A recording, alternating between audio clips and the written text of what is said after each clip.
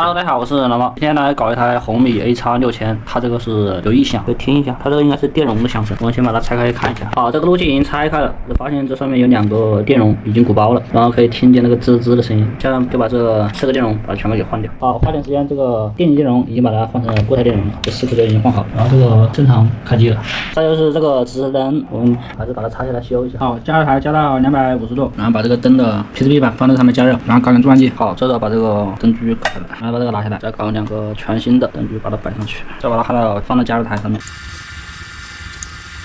好，这时就已经焊好了，那等它冷却。好，这个灯的板子已经冷却了，我们把这个排线装上去，我们再装在这上面，我们再插电看一下。好，这时候这边已经亮了1个灯，然后等它进系统，然后要把这个万口的线插上去，它这边的灯就会亮了。现在2边的灯都亮了，这个现在的灯是白色的。还有就是你的灯的颜色跟固件也有关系，有的固件是红色跟蓝色，我的固件是2个白色的。